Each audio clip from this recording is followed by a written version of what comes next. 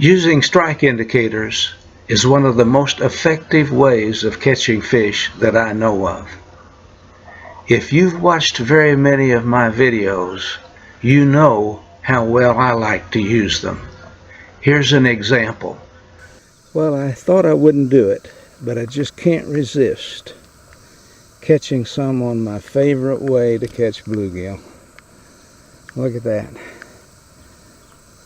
A strike indicator with a little 64th ounce jig on it. It'll work anywhere. The following pictures show just a few of the really neat fish that I have caught over the years using strike indicators.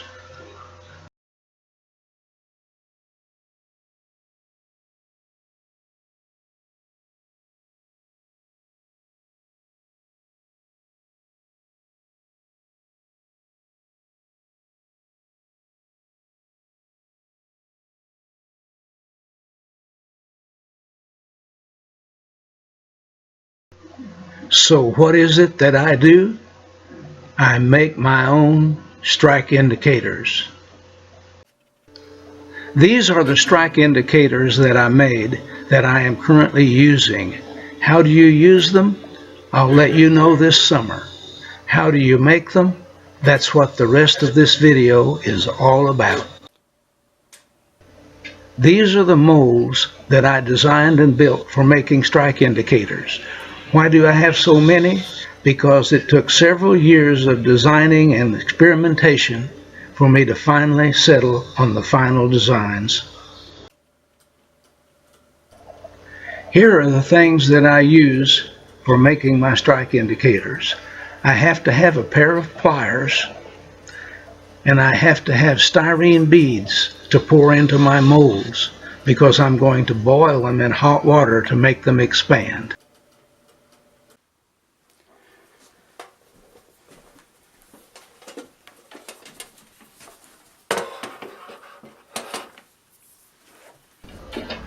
To boil them, obviously we're going to have something to heat the water and a pan to hold the water in.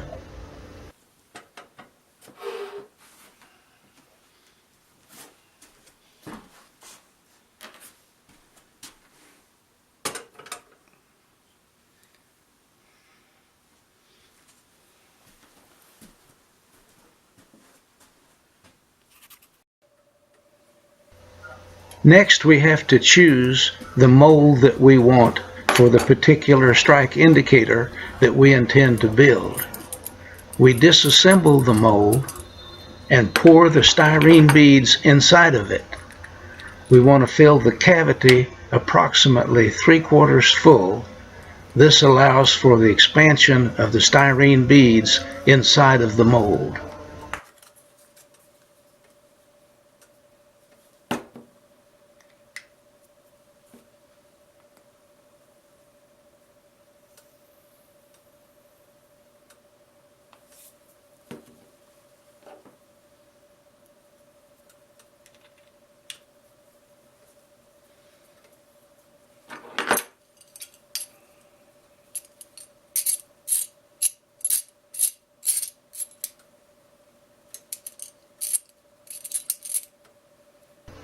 It's important that the mold be properly aligned in the vise and that the vise is well tightened.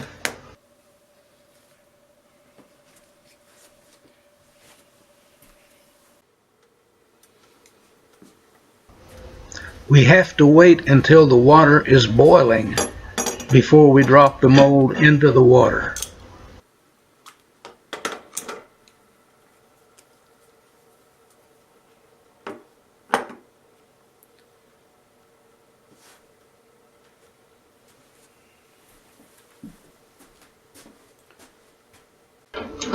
The mold has to be boiled for 5 to 10 minutes depending on the size of the cavity. This one is about 10 minutes. So while I'm waiting for it to boil properly, I'm going to go get a canister of cold water to cool the mold when it is finished. As you watch the mold boil, you can see little bubbles coming out of it as the styrene beads expand and force air out from the inside of the mold. You want to be sure there are no bubbles coming out before you take it out of the water.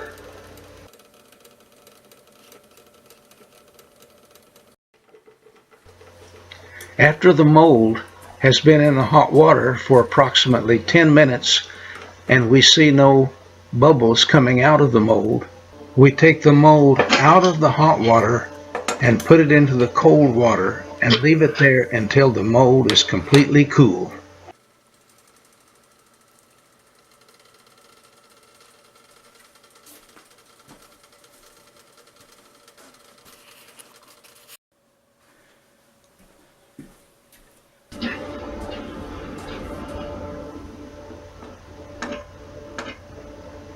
Once the mold is cool enough, take the mold out of the water and begin the disassembly process.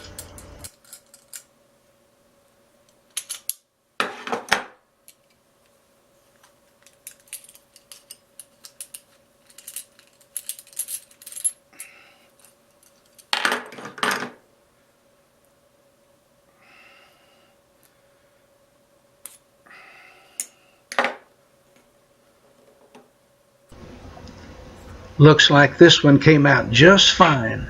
So there you have it, a strike indicator.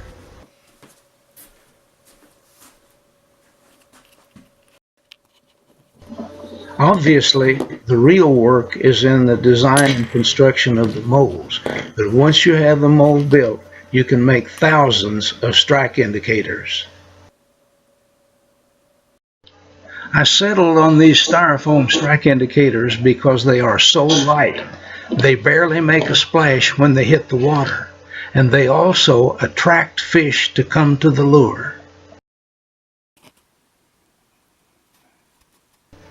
I use this strike indicator in one of two ways. You can see there's a hole in it. I either run the line through the hole and use some kind of stop to hold it in place, or I put wire in it and make a harness, and then I tie my line onto the small end of the harness. This makes it dive under the water and splash about and attracts fish.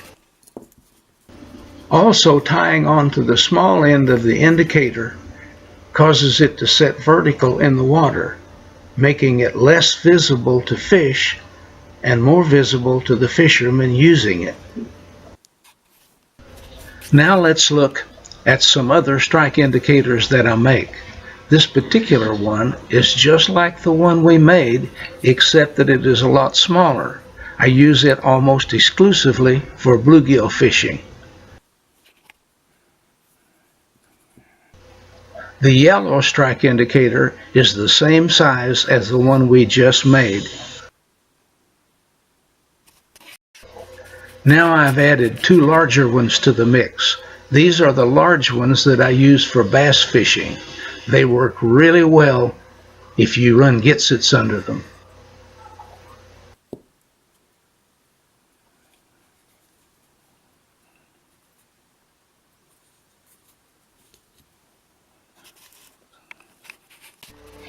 This little orange guy is a totally different design. It's much thinner. It dives deeper under the water, has a very erratic action, and is a fantastic lure for smaller fish. Smallmouth love them.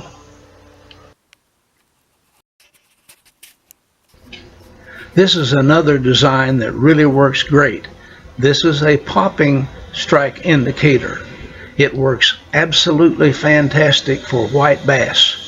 You put it on the line with the cavity facing you, and it pops and darts across the surface with the jig following along under it. The smaller ones that you see there in the background are the ones that I use for small fish, similar to using a popping bug on a fly rod. This lure is designed for casting long distances. It has a dowel pin with a harness in it, and in behind the harness and the dowel pin or 2 to 4 split shot that adds weight to it. Use it on 3-pound test line and it goes forever. This guy is a real neat strike indicator for fishing for trout. The grooves in it tend to hold the water so that it won't skid across the swift water when you're quartering a line downstream. Great for trout fishing.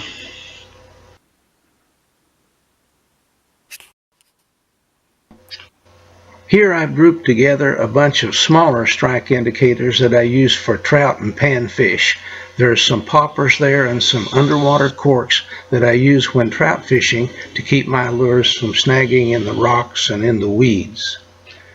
Well, there you have it. One of the things that I enjoy doing, making my own strike indicators.